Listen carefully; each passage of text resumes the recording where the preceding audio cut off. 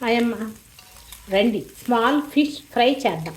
చిన్న చేపలు షాప్ నుంచి తెచ్చుకున్నారు. చూడండి, నేనైతే ఇలా తీస్తా. ఫస్ట్ చూడండి, కనిపించని పొట్టు వస్తుంది. ఒక చేపకి ఇది పొట్టు. అట్లాగే లోపల అంతా క్లీన్ చేసి ఒకసారి కడుక్కొని ఇలా వచ్చింది కదా, దీంట్లో నుంచి ఈ ముళ్ళు తీసేయండి. ఇలా పట్టుకొని తీసేయచ్చు. ఇలా ముళ్ళు వచ్చేసేస్తుంది, తీసేసుకోండి. ఈ శుభ్రం చేసుకున్న చేపలు ఇలా ఉన్నాయి. చేపలకి ఇప్పుడు ఉప్పు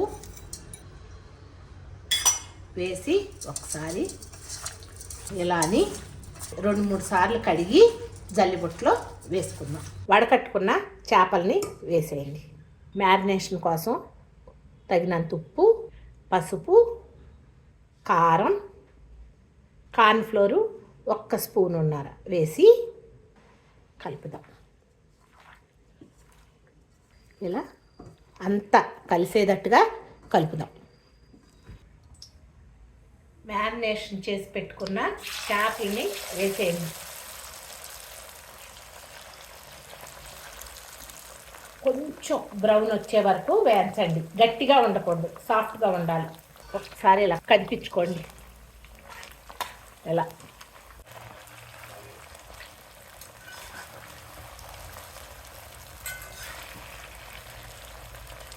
వేగుతుంది కదా, కరివేపాకు వేసేసుకోండి.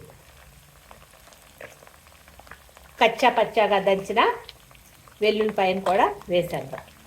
ఒక్కసారి అలా తిప్పండి. కరివేపాకు కూడా వేగింది కదా, ఇప్పుడు తీసేసుకుందాం బౌల్లోకి.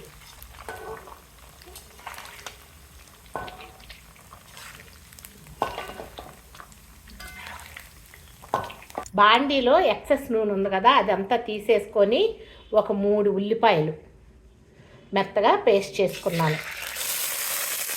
ఈ ఉల్లిపాయ గుడ్డుని లైట్ బ్రౌన్ కలర్లో వచ్చే వరకు వేయించుదాం. ఇలా వేగుతూ ఉన్నప్పుడే ఒకసారి తిప్పుకోండి. దగ్గరికి వచ్చేస్తుంది కదా. ఈ ఉల్లిపాయకి సరిపడా ఉప్పు, పసుపు, పచ్చిమిరపకాయలు, తగినంత అల్లం వెల్లుల్లిపాయ పేస్ట్ వేసి తిప్పండి. ఉప్పు కారాలు మనం ఇందాక చేపలు వేయించేటప్పుడు వేసాం కదా, అందుకని ఈ ఉల్లిపాయకి సరిపడా ఉప్పు కారం ఇప్పుడు వేసాం. అల్లం వెల్లుల్లిపాయ కూడా వేయించుకున్నాము. ఇప్పుడు కారం వేయండి. వేసి ఒకసారి తిప్పి స్టవ్ హై మీద పెట్టుకొని ఈ చిన్న కప్పుతో 1 కప్పు నీళ్ళు పోయండి.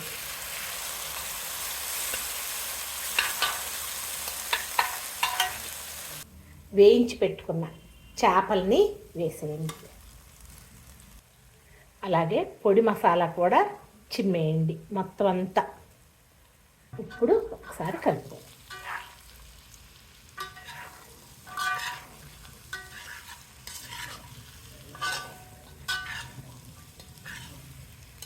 నిదానంగా తిప్పండి.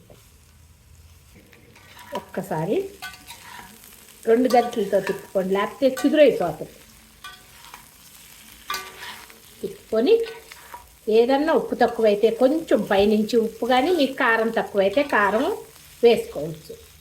సింపుల్గా చేసుకోవచ్చు, చాలా టేస్టీగా ఉంటుంది. ధైర్యంగా పిల్లలకు కూడా పెట్టుకోవచ్చు.